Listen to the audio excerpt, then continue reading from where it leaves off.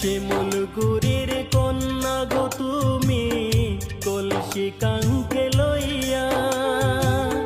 জল ভরিতে আসো গো ঘাটে,